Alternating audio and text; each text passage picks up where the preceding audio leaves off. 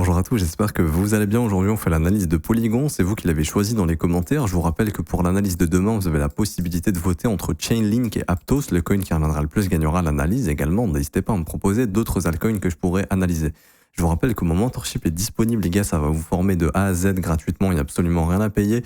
Il y a 22 cours qui vous attendent sur le price action avec les concepts et la théorie, enfin il y a la théorie et la pratique. Je vous apprends d'abord la théorie, ensuite la pratique, comment exécuter justement tous ces concepts qui sont super puissants, qui vont vous faire des trades très très précis. Pour l'obtenir, c'est simple, premier lien en commentaire épinglé, ça vous ramène sur la page que je suis en train de vous montrer. Vous cliquez sur le premier lien, ça vous permet de vous inscrire sur Bitget via notre lien partenaire. Vous créez votre compte, vous validez votre KYC et pour être éligible au mentorship, il faut simplement faire un trade d'une valeur de $100. Il y en a beaucoup qui me disent oui mais tonton, si on ne sait pas trader, pourquoi on va faire un trade d'une valeur de $100? C'est simple. Ce que vous allez faire, c'est que vous allez par exemple transférer. Donc vous allez trader 60 USDT en USDC. Tu vas sur la paire USDC, avec tes USDT, tu achètes des USDC et ensuite avec tes USDC, tu revends en USDT. Ça va te faire une transaction de $60 et $60, ce qui sera plus de $100 et ce qui va te rendre éligible au mentorship sans avoir pris un trading à l'achat ou à la vente sur un actif par exemple. C'est une petite astuce que je vous donne. Ensuite, une fois que ça c'est fait, vous cliquez sur ce lien, la meilleure formation de trading crypto. Vous cliquez sur obtenir gratuitement, vous renseignez email identifiant Bitget, vous cliquez sur recevoir gratuitement, instantanément vous recevez la première formation sur ton bull market comme un pro, et ensuite vous allez recevoir quelques heures plus tard, jusqu'à 24 heures après, le mentorship dans votre boîte mail. Alors pour venir sur Polygon Matic, alors on est un petit peu dans un cas similaire à Atom que j'ai analysé hier. Donc ce sont des assets qui, pour le moment, ont toujours des dynamiques baissières. Donc on peut toujours parler de bear market ici, sur Polygon par exemple. Tous les rebonds ont échoué. On voit qu'on venait chercher à chaque fois des fair value gap mensuels. Ça nous renvoyait à la baisse. Fair value gap mensuel ici. On est reparti à la baisse, etc., etc. Donc pour le moment, ça reste une dynamique toujours baissière. Vous voyez bien que les sommets descendants sont de plus en plus bas et les creux sont de plus en plus bas. Ici, on a essayé de faire un creux ascendant. Malheureusement, ça a échoué. Donc, on a fait une sorte de triangle qui a cassé à la baisse. Pullback, continuation baissière. Donc, on est toujours dans un environnement baissier sur Polygon. Maintenant, encore une fois, les prix sont intéressants pour quelqu'un qui souhaite se positionner à long terme, mais il faut bien comprendre que pour le moment, la dynamique est toujours baissière et ce qui a le plus de chances d'arriver, c'est soit de continuer de baisser, soit de consolider, mais pas de repartir en bull run tout de suite. J'en ai déjà parlé pas mal de fois dans mes vidéos, je pense que maintenant vous connaissez un petit peu, mais on a la politique monétaire de la Fed qui est toujours restrictive, c'est-à-dire qui retire des liquidités du marché, et donc ça, c'est ce qui fait que dans un environnement à risque, je vous refais un petit peu l'échelle des assets à risque, vous allez avoir les indices US, donc ce sont des assets risqués, mais c'est un peu la catégorie d'assets la moins risqués. Vous allez avoir les actions américaines, vous allez avoir par exemple les indices européens, vous allez avoir les actions européennes, vous allez avoir les, je ne vais pas faire toutes les catégories, mais on va dire les mid-cap US, vous allez avoir les low cap US, donc les petites entreprises en bourse, et puis là, vous allez avoir les altcoins. Alors bon, maintenant, avec les ETF, on peut mettre Bitcoin probablement. Je mettrai sous les actions EU ou légèrement au-dessus des actions EU. Je mettrai, voilà, on va dire, hop, on mettrait Bitcoin ici. Donc vous voyez, même Bitcoin, c'est pas tout en haut de la pyramide du risque. C'est vraiment les indices américains. Et donc, dans un contexte où l'argent se fait rare, comme on dit, parce qu'avant, l'argent, c'était pas rare. En 2020-2021, on l'imprimait à l'infini, donc on pouvait l'injecter partout. Là, c'est plus le cas. Et c'est ce qui fait que la classe d'actifs la plus risquée au monde, ce sont les altcoins. OK ? C'est pas parce que les altcoins ont des cycles haussiers de temps en temps que c'est un très bon investissement. À la base des bases, dites-vous que les altcoins, c'est le pire investissement qui existe sur les marchés financiers, à la base. OK ? Parce que ce sont des projets qui sont pas régulés, ce sont pas des boîtes qui sont cotées en bourse, etc. Par exemple, en bourse, vous avez des low cap, donc des petites entreprises qui vont faire, par exemple, des x10, des x20, parce que ce sont des boîtes qui se développent, etc., etc. Et alors, ça, c'est bien parce que c'est accompagné par des chiffres où tu peux lire quand la société s'améliore un petit peu. Par exemple, dans l'école, nous, on présente une stratégie qui s'appelle la CAN-SLIM.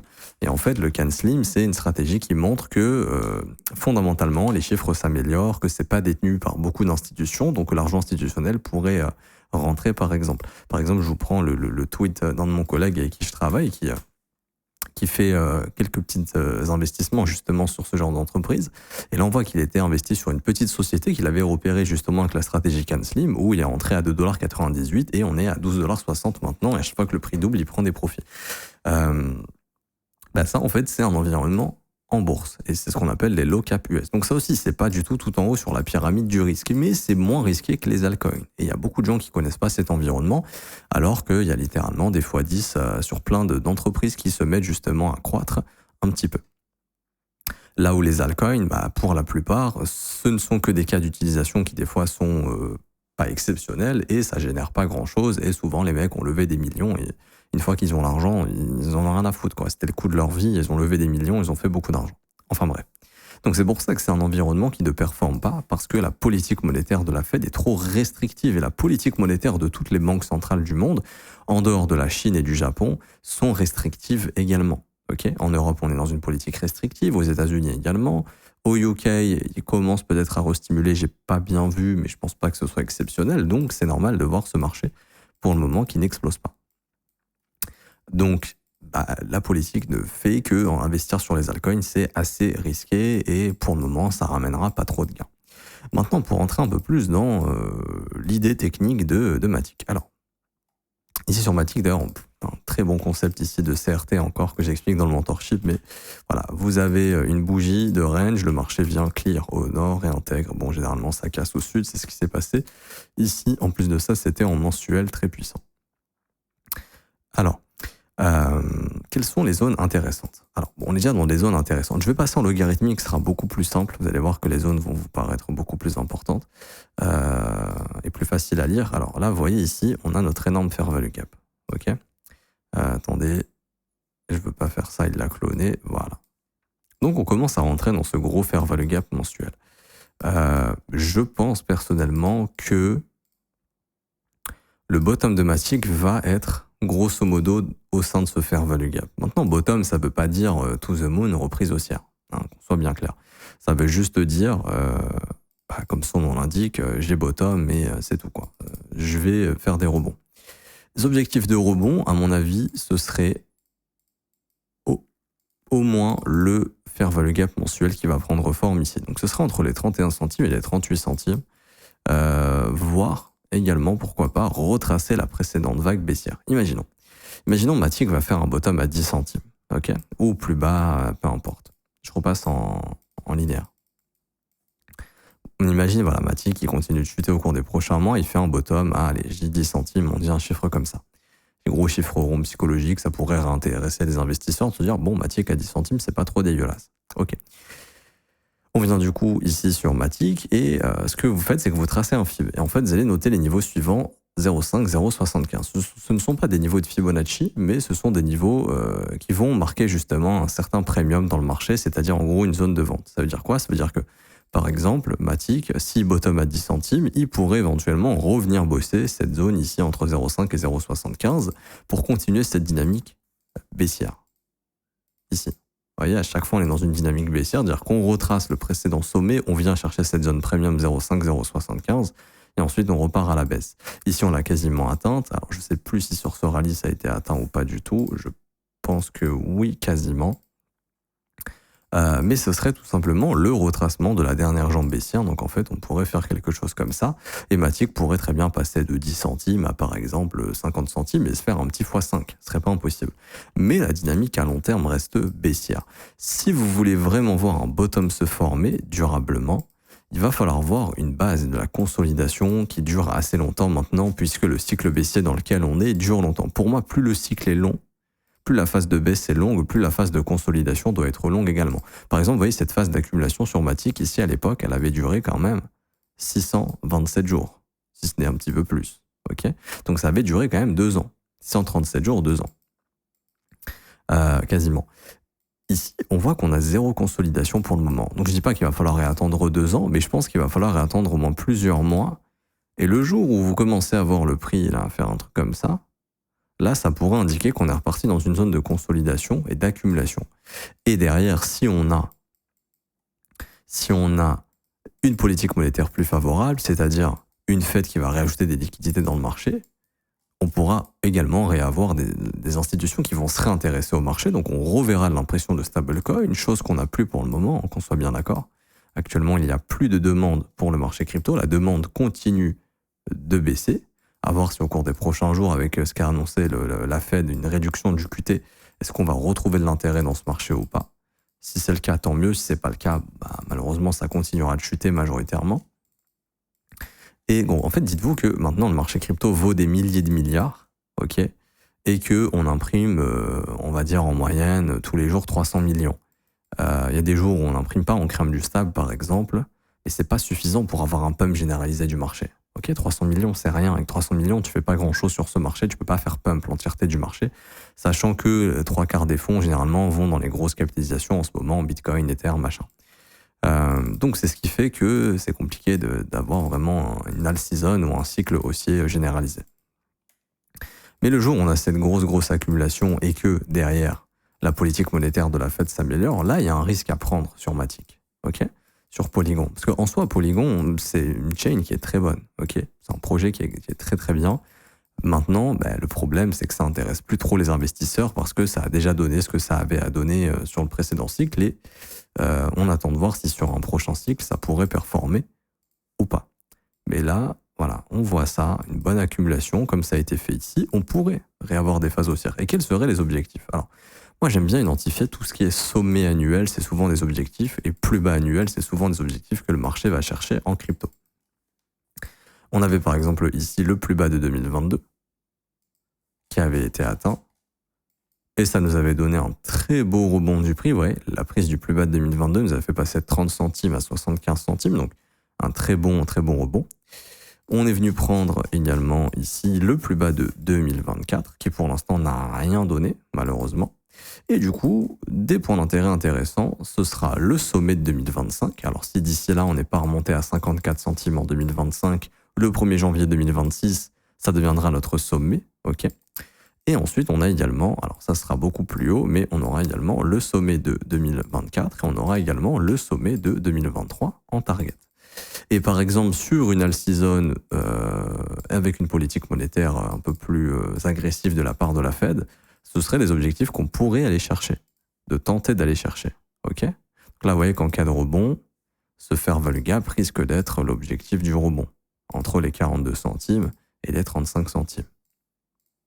C'est-à-dire que là, s'il y a un rebond qui se prépare sur Matic, il y a une première zone sur laquelle faire attention pour une continuation baissière. C'est le sommet de la semaine précédente parce que ça couvre un fair value gap baissier. Donc ça pourrait être entre 24 et 25. Ça pourrait juste faire ça et repartir à la baisse. Si on ne se fait pas rejeter dans cette zone, si on y revient, il y a moyen, pourquoi pas, de retracer entre 35 et 41. Mais je pense que dans un futur proche, ce sera grand maximum les zones qu'on ira chercher. Je pense pas qu'on ira bien plus haut pour le moment. Par contre, le jour où la politique monétaire s'améliore et qu'il y a des flux qui rentrent dans le marché crypto, si on a eu cette belle consolidation, là, je m'attendrai à ce qu'on vienne chercher le sommet de 2025, donc au moins les 54 centimes. Je vois également une zone intéressante ici à revenir bosser. Il y a ce qu'on appelle un relative equal high qui couvre un gros fair value gap, donc ce sera entre 77 et 88. Et je me dis, pourquoi pas, alors, à voir si Polygon un jour refera un ATH ou pas, mais si Polygon ne fait pas d'ATH, à ce moment-là, des retracements zone de rechargement de short pour aller justement choper le sommet de 2023 et le sommet de 2024 seraient des objectifs. C'est-à-dire qu'on pourrait très bien avoir un bull run qui fait que ça sur Matic, là où les gens s'attendraient à du to the moon de nouveaux ATH, c'est ce qu'on pourrait juste faire. Chasser les sommets annuels et repartir dans quelque chose de baissier. C'est ce que AAV a fait, c'est ce que Link a fait, c'est ce que plein de crypto-monnaies ont fait, et c'est ce que XLM, par exemple, a fait. Ici, XLM est juste revenu s'occuper de sommets annuels. Ici, on est venu bouffer le sommet de 2022 et malheureusement, derrière, c'est en train de repartir à la baisse. Donc ça, c'est des petits trucs à observer, des zones de prix à observer. Ok.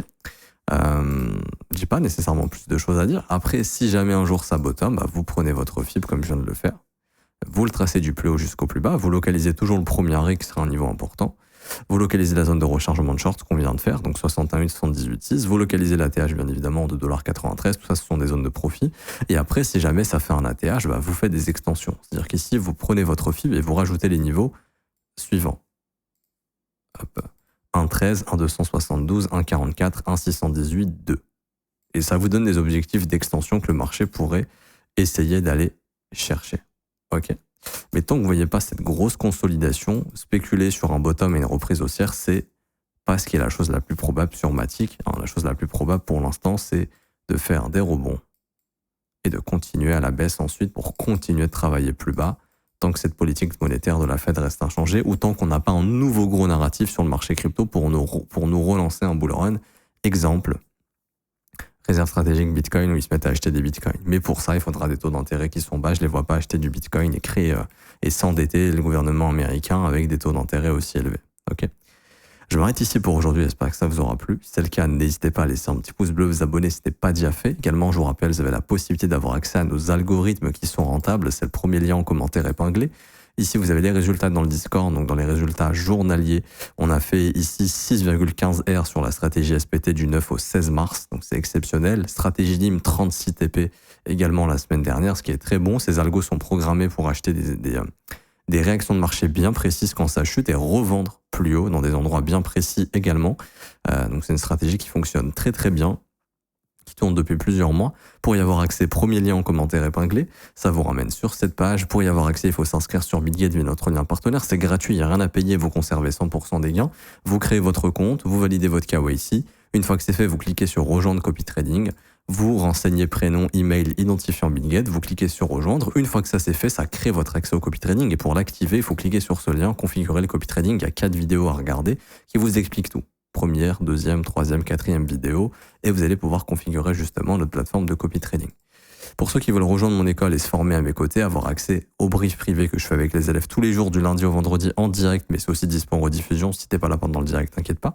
Également, tu auras accès à la formation de l'école qui est ma formation la plus complète qui va te former de A à Z à l'analyse technique, à l'analyse fondamentale, exécution d'ordre, création de stratégie, développement de profil, etc., etc. Et tu auras également un accès à mon Discord dans la section école qui est réservée aux élèves pour poser toutes tes questions aux professeurs et à moi-même et être accompagné continuellement. Ça se passe dans l'école, le prix est de seulement 49 € par mois, c'est sans engagement. Vous avez aussi les offres 3, 6 et 12 mois qui vous sont proposées, qui elles sont moins chères mais qui sont des paiements one-shot. L'abonnement mensuel est sans engagement, tu peux annuler le renouvellement quand tu le souhaites. Et tu as également les témoignages des membres juste ici si tu souhaites les lire. Il y en a beaucoup plus en cliquant sur ce lien. Je m'arrête ici, en tout cas vous êtes les bienvenus, on se retrouve très très bientôt. Ciao ciao.